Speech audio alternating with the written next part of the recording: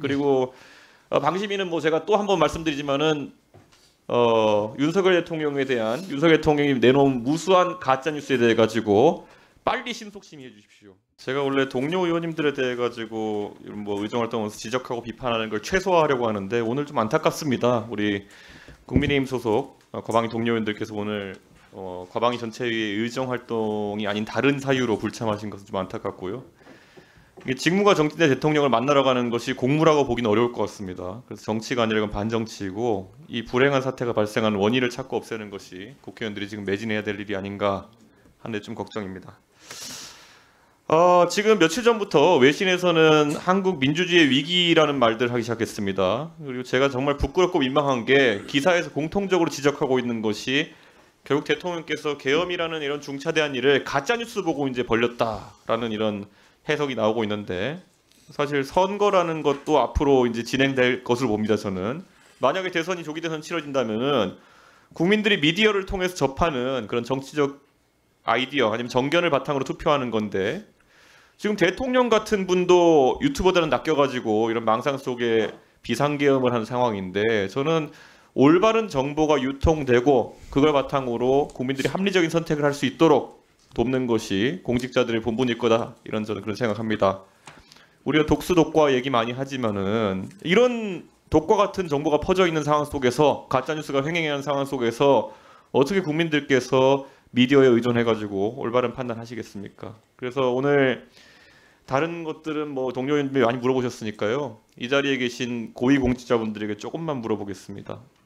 우리 과기부 장관님, 네. 예, 뭐 과기부 업무라서가 아니라요. 이 상식선에 존경받는 연구자 출신이시니까 제가 한번 여쭤보겠습니다. 사실 이 가짜 뉴스 중에 대표적인 게 이 부정선거라는 의혹 제기에 대해 가지고 지금 2020년 총선입니다. 벌써 5년 전에 120건 정도의 선거 무효 소송이 제기됐고 결국 법원에서는 부정선거가 아니다 판단했는데 공교롭게도 그 선거 그리고 이번 총선에서도 장관님의 바로 아래 친동생이 공직선거에서 당선되기도 했습니다.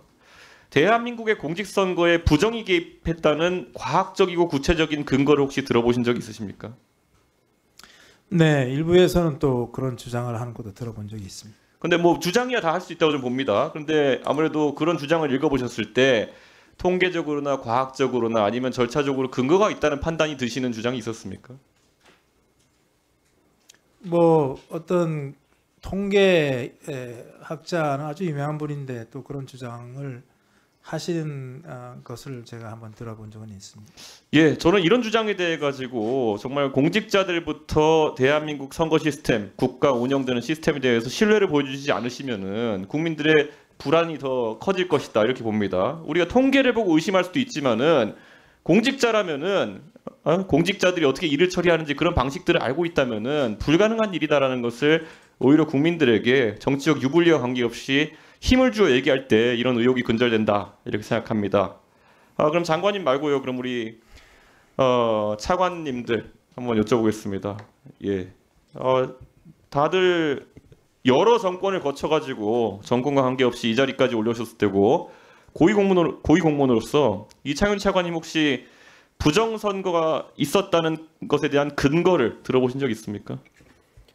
개인적으로 근거에 대한 말씀은 들어본 적은 없습니다. 그리고 예. 저는 개인적으로는 공무원을 비롯한 전체 우리나라의 시민 의식이 투명해졌다라는 부분에 있어서는 사실 확실하게 생각을 하고 있습니다. 예, 혹시 강도현 차관님 생각 어떠십니까? 동일합니다. 예. 유광준 본부장님은요? 예, 저도 마찬가지입니다. 우리 조성훈 차장님 역시 뭐 감사원에도 계셨으니까요. 이런 걸 봤을 때 감사나 이런 거 하면은 근거에 맞는 제보가 들어오고 하면 감사원이 다 살펴보죠. 네, 그렇습니다. 근데 지금 이렇게 법원에서도 이렇게 판단하고 감사도 여러 번 신청된 걸 알고 있는데 아직까지 국가기관에서 공직선거에 부정이 개입됐다는 결론을 내린 바가 없습니다. 그럼 국민들이 믿어도 되는 겁니까 이런 결론을? 뭐 정부 기관에서 그렇게 판단을 했다 그러면은 뭐 국민들께서도 신뢰를 해야 되겠습니까? 예, 그래서 오늘 제가 사실 말씀드리고 싶은 건요. 제가 최근에 기사를 하나 읽었는데 충격적이었던 게 작년 11월에 났던 기사인데 기재부에 이제 행시 통과해가지고 3년 차 된 공무원들, 그러니까 64회 사무관들이 25명인데 그 중에 5명이 벌써 공직을 그만뒀다고 합니다. 이게 다 여기 계신 분들 보면은 38회, 뭐 37회 이렇게 분들인데 다들 그때 3년차 정도 되면 청운의 꿈을 안고 전부 다 국가를 위해서 헌신하고 봉사하겠다는 생각으로 근무해야 될 초급 사무관들 중에서 25명 중, 그것도 기재부에 5명이 그만뒀다. 사실 이거는 공직 사회가 지금 돌아가는 것에 대해서 나중에 우리나라의 기둥이 돼야 될 전문 공무부터 혼란스러워하는 것이 아닌가 이렇게 생각하는데요. 저도 젊은 그런 사무관이나 이런 공무원들과 얘기해 보면요, 그런 말 하더라고요. 의원님 요즘 국회 가서 활동해 보셔 아시겠지만은 선배 공무원들이 가셔가지고 뭐 하실 말씀 다 못 하시고 정치인한테 혼나고 대통령한테는 또 할 말 했다가 또 역으로 공격당하고 이런 걸 보면서 저희가 청운의 꿈이라는 것을 계속 가져가야겠습니까? 라고 저한테 오히려 반문하더라고요. 물론 저희 정치인도 반성해야 할 부분이 있다면 하겠지만은 저는 그 지금 초급 사무관이나 이런 분들에게는 아마 지금 다 차관급에 올라오신 분들 이 대선배일 거고 어쩌면은 저분들처럼 돼야겠다는 생각으로 지금까지 열심히 근무했을 텐데요. 요즘은 좀 다른 생각들을 하고 있는 것 같습니다. 그래서 이런 국가적 의혹이나 이런 거에 대처하는 데 있어서도요, 조금은 강단 있는 모습을 보여주시길 그렇게 좀 부탁드리겠습니다. 예, 이거는 제가 진짜 부탁드리는 겁니다. 왜냐하면 지금 이 대한민국 혼란이라고 하는 건요, 각자의 위치에서 각자 역할을 해야 되는 것인데요. 저도 역할하겠지만은 고위 공무원으로서 역할을 해주셔야 된다고 생각합니다. 그리고 조성호 차장님, 이거 아까도 질문이 나왔지만은 김태규 직무대행 거취에 대해 가지고 사실 국민들이 혼란스러울 것 같습니다. 뭐 사퇴 표명하시고 수리 안 되고 이런 건 알겠는데요. 지금 통상적인 보고나 이런 건 정상적으로 이루어지고 있습니까? 네, 그렇습니다. 그리고 지금 이제 그 의료적인 상황이 일시적인 거라고 저희가 이해하면 되겠습니까? 예, 그렇습니다. 그런데 헌재에서 이제 선입선출 원칙을 적용하는 게 아니라 탄핵 심판 먼저 하겠다고 이제 하면서 대통령 탄핵 먼저 하겠다고 하면서 이진숙 방통위원장은 사실상 복귀 불가능해졌다 이렇게 보는 게 맞습니까?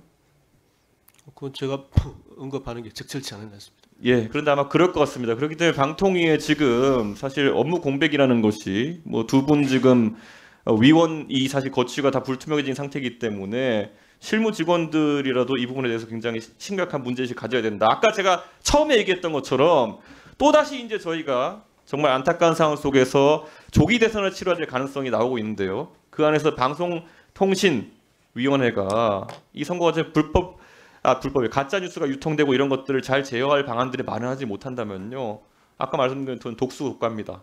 국민들이 올바른 정보를 통해 판단할 수 없는 상황이 생기게 될 거고요. 저는 그런 의미에서 방통위가 관리 감독을 해야 되는 또 방심위와 더불어 가지고 같이 이 문제에 대해서 안정감을 줄 수 있는 실무적인 대책들을 진행해야 된다. 저는 그렇게 생각했습니다. 예. 그리고 방심위는 뭐 제가 또 한 번 말씀드리지만은 윤석열 대통령에 대한 윤석열 대통령이 내놓은 무수한 가짜 뉴스에 대해 가지고 빨리 신속 심의해 주십시오.